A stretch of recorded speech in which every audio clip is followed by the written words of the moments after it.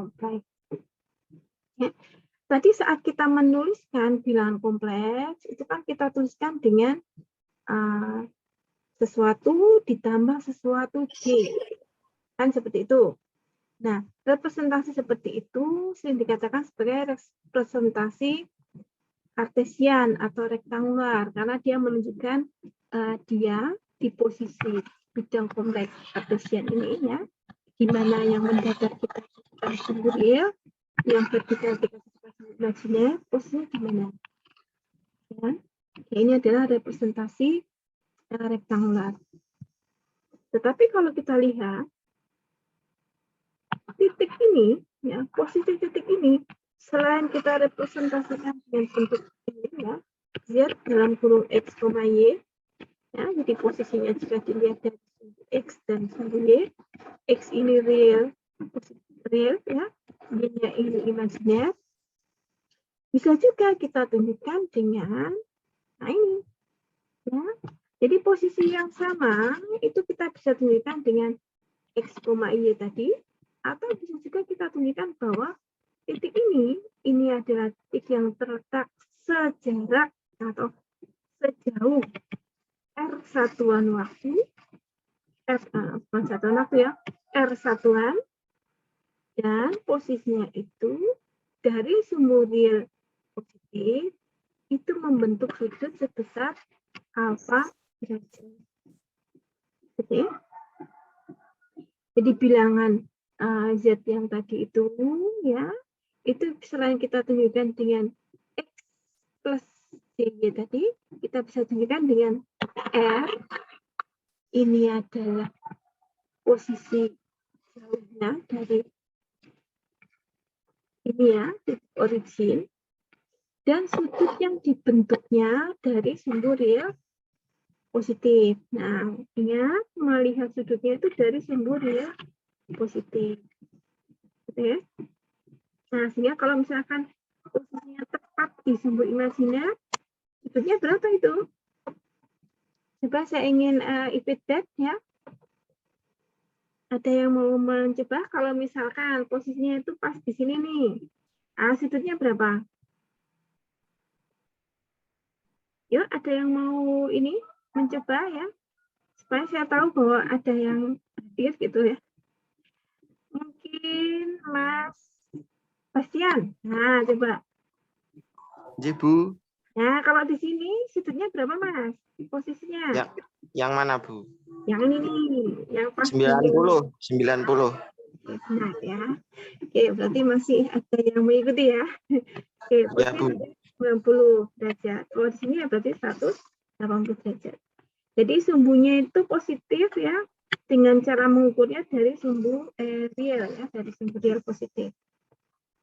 Nah, R ini disebut sebagai modulus dari bilangan kompleks atau nilai magnitud dari bilangan kompleks.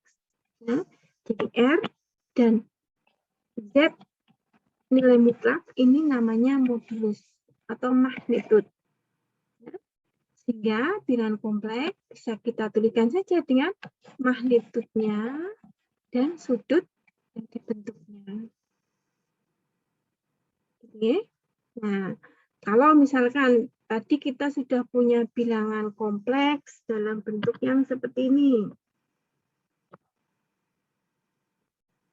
Nah, yang dalam bentuk Z sama dengan, ya, X, ini ada bilangan real ditambah Y, saya pakai J saja, ya, kita nggak usah pakai I. Nah, lalu magnitudnya berapa? Nah, magnitud ini bisa dicari. Nah, kan kita bisa lihat posisinya, ya. R, kalau kita lihat ini sebagai posisi, ya. Oke, kita gunakan saja dari Pythagoras bahwa R atau magnitud dari Z, ya, itu sama dengan akar kuadrat dari sisi siku-sikunya X kuadrat plus Y kuadrat. Oke, lalu sudutnya berapa? Nah, sudutnya adalah atas tangan, atau kalau di kalkulator mungkin tangan pangkat -1 gitu, ya. Jadi inverse tangan dari Y dibagi dengan X. Oke.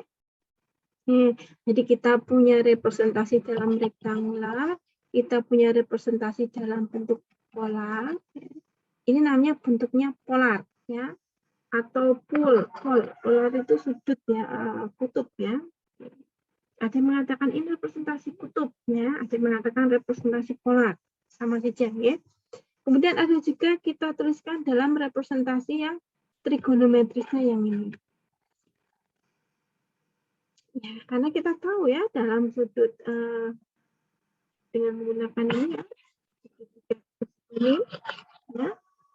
ya kalau R ini kan besarnya ya magnitudenya, kemudian kita bisa lihat di sini misalkan X ya kalau dilihat dari sini maka X sama dengan R kosinus alfa ya. Nah inilah X. Nah, kemudian Y sama dengan R sinus alfa. Nah ini ya, ini dikalikan R adalah bagian imajinernya atau Y. Jadi kita tulis J ya, bisa J, bisa I. Nah yang ketiga ini adalah bentuk trigonometris. Ya. Jadi ada bentuk rektangular, bentuk polar, ada bentuk trigonometris. Nah ini sekedar mengingat saja. Jadi kalau dari rektangular ke polar ya kita gunakan rumus yang di bawah ini. Ya. Arkes tangan itu inverse tangan ya. Kemudian kalau dari bentuk polar kita mau ubah ke dalam bentuk rektangular ya kita gunakan yang di atas ini rumus. Ya. Oke. Nah ini tips saja ya, tips saja kalau bilangan kompleks itu terletak di kuadran 1 posisinya, nah pasti X dan Y-nya ya, baik bagian real maupun bagian imajinernya ya positif. Ya. Kalau di kuadran 2, maka yang negatif tentunya yang realnya. Ya. Oke, terus kuadran 3, ini dua-dua bagian real maupun imajinernya itu negatif. Kemudian di kuadran 4, bagian realnya positif, bagian imajinernya negatif. Ya, nah ini sudut-sudutnya sudah tahu ya. Nah, memang untuk penulisan sudut itu umumnya tidak menggunakan sudut yang lewat dari 180 derajat ya. Meskipun tidak salah ya, tetapi tidak disukai penulisan itu ya. Jadi misalkan posisinya ada di kuadran ketiga di sini. Ya. Kemudian ini sudutnya kan kalau sudut positif itu kan kita ngukurnya ke sana ya. Berlawanan dengan jarum jam dan dimulai dari sumber real positif. Nah, misalkan ini 180, kemudian ini kalau dari 30 berarti sudutnya 210 ya. Misalkan ini sudutnya adalah 210 derajat. Nah, ini misalkan saya beri nama Z4. Nah, Z4 sama dengan Z magnitud dengan sudut 210. Ini benar, tetapi tidak disukai ya. Biasanya menuliskan sudut itu hanya dari min V ya, kemudian sudut, kemudian sampai I. Lalu bagaimana biar angka di sini tidak lebih dari 180?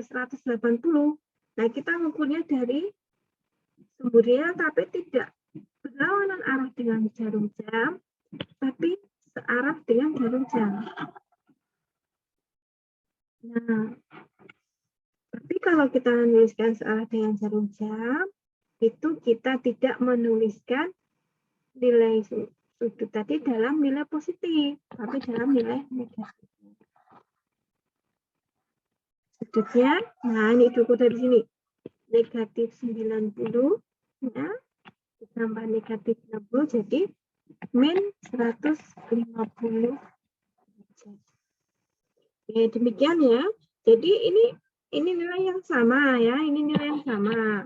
Tetapi akan lebih sering dijumpai di buku-buku itu yang ini, ya, yang ini. Akan jarang akan dijumpai bentuk seperti ini. Karena umumnya sudut itu dituliskannya dalam besaran seperti ini. Sampai di sini ada yang mau ditanyakan? Tidak ada? Oke. Tidak ada ya, masih gampang ya. Oke, Belum. paham ya? Oke, kita lanjutkan. Nah, ini contoh representasi bilangan kompleks tadi ya, dalam bentuk trigonometri. Kemudian untuk eksponensial, nah ini kita tuliskan bentuk seperti ini. Jadi sering kalian akan menjumpai bentuk seperti ini ya di buku-buku, terutama yang satu persamaan atau fungsi yang melibatkan variabel kompleks, tuliskannya seperti ini. Nah, ini sebenarnya sama aja ya. Jadi Z1 sama dengan magnitudenya ya. Kemudian magnitudenya Z1 dikalikan dengan bilangan E ya, yang dipangkatkan dengan J53,13 derajat. Nah, itu ya. Ya. Jadi kalau ingin ketemu bilangan yang E pangkat tadi J, nah itu adalah bentuk dari bilangan kompleks dari bentuk bilangan kompleks dalam bentuk eksponensial. Jadi kalau ingin ketemu misalkan seperti ini, E J pangkat 30 derajat. Nah, ini sama nilainya dia ya. Tak tulis 2 deh. 2E pangkat 30 derajat. Nilainya sama dengan 2 dalam kurung kosinus 30 derajat tambah J. Nah, J ini bisa ditulis belakang, bisa ditulis belakang. Sinus 30 derajat. Oke. Oke. Oke. Nah. Ada pertanyaan apa di sini? Ada ya? Oke, baik. Kemudian satu lagi, bahwa setiap bilangan kompleks itu mempunyai pasangan bilangan kompleks tertentu yang disebut dengan kompleks konjugat atau sekawan. Ya. Jadi sekawan dari kompleks konjugat itu apa? Itu adalah bilangan kompleks yang ya, nilai realnya sama, tetapi nilai imajinernya atau bagian imajinernya besarnya sama, tetapi dia berlawanan tanda. Oke. Jadi contoh bilangan kompleks 3 plus J itu akan mempunyai kompleks konjugat atau sekawan 3 min 4J. Nah, kalau misalkan Z2 min 2 min J. Nah, ini kompleks konjugatnya berapa? Mas Arfian? Plus J. Siapa Mbak? Mbak siapa? Salma, Bu. Sama ya? Ya. Min 2 plus J, Bu. Apa? 2 plus J? Min 2 plus iya. J. Min 2 plus J. Oke. Jadi realnya sama ya. Yang berlawanan tanda hanya bagian imajinernya. Oke. Ya. Nah, oke. Kemudian kita pahami tentang himpunan titik pada bidang kompleks. Ya. Nah, ini pengertian aja. Yang namanya himpunan itu kumpulan, ya, kumpulan. Himpunan titik ya berarti kumpulan titik. Himpunan titik pada bidang kompleks ya berarti kumpulan titik-titik yang posisinya ada dalam bidang kompleks. Ya. Nah, karena dia terdiri dari 2 bagian, ada bagian real maupun bagian imajiner. Memang kadang kemudian dinamakan himpunan titik 2 dimensi. Ya.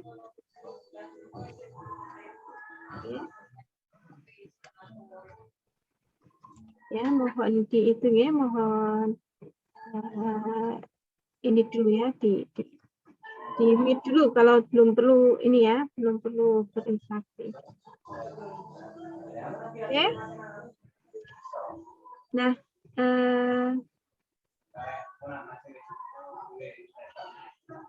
nah ini saya kurang tahu nih siapa ini yang ini ya.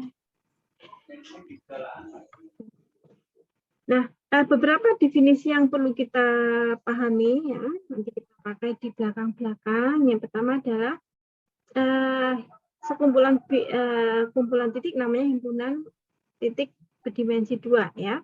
Setiap titik dinamakan anggota atau member, kemudian atau bisa juga elemen atau unsur. Nah, definisinya adalah pertama, himpunan terbuka. Nah, satu himpunan bilangan titik yang dinamakan open set atau himpunan terbuka itu adalah himpunan yang hanya terdiri dari titik-titik di dalam batas. Nah, jadi ada batasnya. Nah, kemudian yang masuk jadi member itu adalah titik-titik yang di dalam batas ya. Di luar batas tidak termasuk dari anggota. Jadi misalkan seperti ini ada batas. Batasnya begini. Nah, jadi kalau ada magnitud dari Z lebih kecil daripada 1, ya, kita harus menentukan dulu batasnya. Batasnya apa? Batasnya adalah magnitud Z yang sama dengan 1. Nah, ini kalau ini adalah bidang kompleks, ini real, ini imajiner, ya, maka Z sama dengan 1, magnitud, itu adalah di sini. Jadi satu lingkaran satuan pada bidang kompleks yang jari-jarinya 1.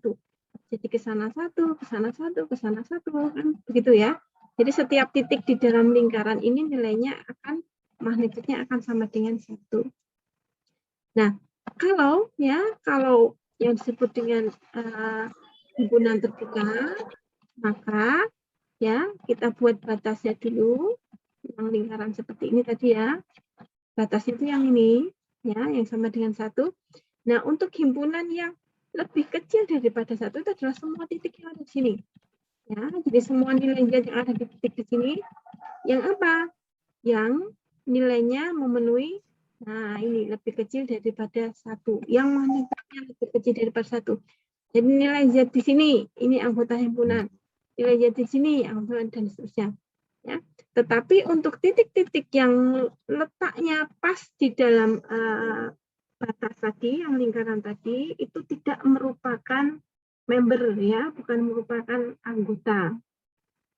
Nah, untuk seperti itu disebut dengan himpunan terbuka atau open set. Ya. Kemudian himpunan tersambung atau connected set. Satu himpunan dikatakan sambung jika setiap dua titik dalam himpunan tersebut dapat dihubungkan dengan lintasan berbentuk garis lurus. Nah, ya, berarti tidak terputus gitu ya himpunan terbukanya. Jadi pokoknya semua titik itu bisa dihubungkan dengan garis lurus. Kalau dia tidak tersambungkan, tidak jadi terputus gitu ya. Kita harus melewati yang di luar himpunan. Oke, kemudian satu himpunan terbuka yang tersambung disebut dengan domain. Ya. Kemudian komplement dari satu himpunan S adalah semua titik dalam bidang kompleks selain titik pada S tersebut. Ya, jadi misalkan untuk komplement dari ini ya, dari himpunan yang ini, maka yang semua titik yang berada di luar lingkaran. Ya. Kemudian satu himpunan yang komplemennya merupakan himpunan terbuka, merupakan himpunan tertutup, tentu saja ya. Misalkan semua titik yang terletak pada garis lingkaran yang ada di dalam dan yang ada di dalam garis lingkaran ya. Jadi kalau himpunannya komplemennya merupakan himpunan terbuka, maka himpunan tadi adalah himpunan tertutup ya. Oke. Kemudian titik batas atau boundary point dari satu himpunan S adalah titik yang memiliki tetangga, titik anggota himpunan, dan titik di luar anggota himpunan. Ya, jadi ya kalau ini ya, yang lingkaran ini, nah ini kan pasti punya tetangga, sebelah kirinya anggota, sebelah kanan bukan ya. Kiri anggota, kanan bukan. Nah itu makanya dinamakan sebagai titik batas yang merupakan titik batas dari satu himpunan. Oke, masih sudah hadir. Jangan lupa presensi. Assalamualaikum warahmatullahi wabarakatuh. Waalaikumsalam warahmatullahi warahmatullahi wabarakatuh.